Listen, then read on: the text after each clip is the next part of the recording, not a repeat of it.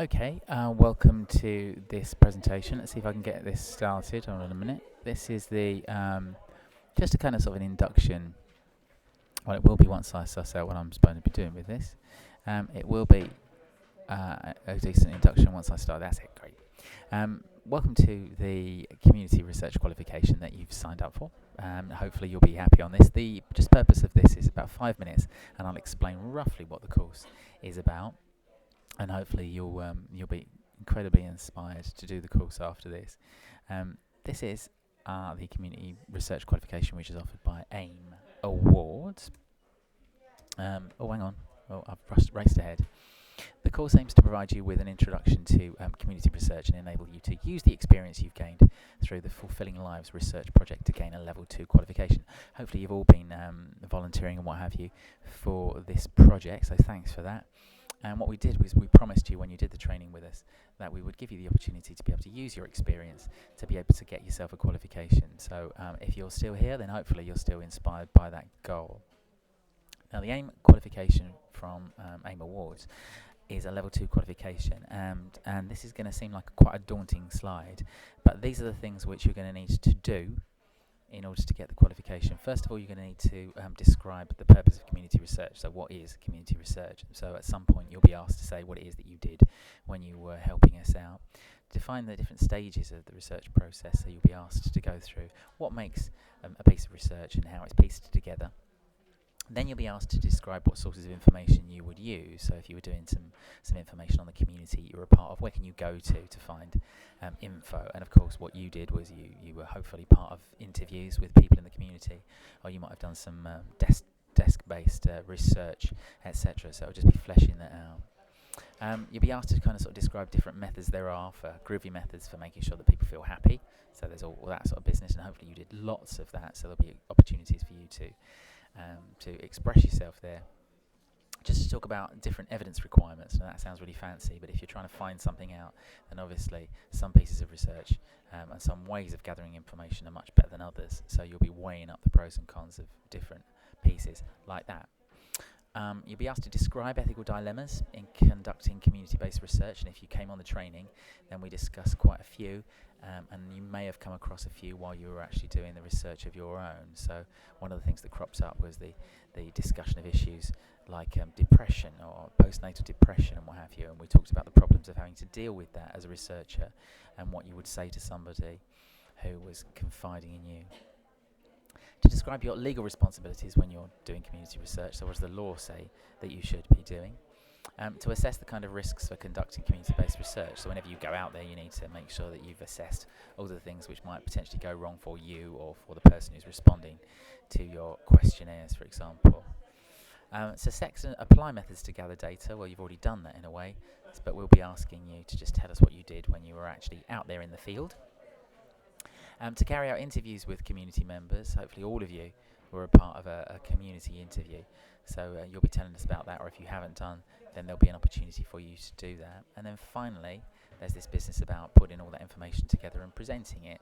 Now, we won't be asking you to stand up in front of anybody, but we will be asking you to just sort of present some information online. And that sounds like it's quite daunting, but it shouldn't really in total take you over the course of the next 5 or 6 weeks any more than about 10 hours in total.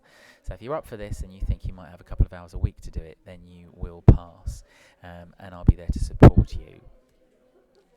Now you're probably worried about the assessments. The assessments are not particularly heavy. There are 6 units, and I'm going to post each one up each week. So between now and the end of February, there'll be one little section, like the section you're looking through at the moment, and that'll be posted up there with a little thing for you to do. And if you fancy it, the assignment will probably take you about 2 hours to do. Depends on how fast you are and depends on how diligent you are as well. It's a level 2 qualification. We don't have any entry requirements to do this course, so you don't have to be a genius. You just need to be somebody that's interested in community research, but you do have to do a little bit of writing. So if you're unsure about whether or not you're going to be able to make the grade, our requirement really is that you're roughly at level 1. So that means you're reasonably okay at expressing yourself in English, and you can write a paragraph. Because the 5 or 6 assignments that there are will probably require you to write about 150 words, which is usually about a side of A4. And all of the assignments are online. And if you're not too sure about any of this, then just ask me, get in touch, and I will help you or tell you where you can go to get some additional help. Your assignments, there are going to be 5 of them. I won't go into any detail here because it will bore you. But you're going to be able to take part in a discussion forum about a particular piece of research, say whether you think it's good or bad or whatever. You're going to be asked to put together a little bit of a questionnaire yourself and say why you've put it together the way you have. You're going to be asked to search for some statistics on your particular community, so the community where you live or the community you feel you belong to. You're going to be asked to summarise your research, so for that purpose, and carry on. And then finally, you're going to be asked at the very end of that just to say whether you think you've learned anything from the course, etc., etc. Now, you're probably feeling a little bit daunted by this. There is support, and so I'm there to help you. There are sections of the website which you can go to which can give you help and also can allow you to get in touch with other people on the course so that they can help you. Your tutor, I will also be there to check your progress, and I can actually see as you're working your way through the course which sections of the website you've been looking at. So I'm not there to be Big Brother, but I'm just there if you do sign up for the course just to make sure that you're working your way slowly through it. And if I think there are any problems and I haven't heard from you, then I'll probably give you a call and say how you're getting on. Now, as a student, you have lots of different rights as a student, and we have policies here to protect you and to make sure that we're supporting you the best we can. So you will find on this induction section our policies that relate to things like assessment, so how we assess you and what it is that we're looking for, so that you're completely clear about what kind of grade we're giving you and why we're giving you it. Stuff about health and safety, about any complaints procedures. So if you feel that the stuff that's been put online is not, you're not happy with any of that, then exactly what our procedure is for you, saying something to us about that. And then also in this section you'll find a learner agreement, just so that you can sign that, and that's your part of the deal, saying that you will actually try your best on the course and do as much as you can to make the course successful for yourself. Now, if you haven't been on a Moodle website before, and I am myself only reasonably new to online learning, then you might want to take a look at the guided tour of the site, which you will find below the thing that you clicked on for this. So if you click on that, then that will also give you an idea of how it is that you guide yourself around the site. So having listened to this and having been through the guided tour, you should be absolutely okay to start with the course next week. The guided tour, as it says, also includes helpful information about support you'll get whilst you're on the course.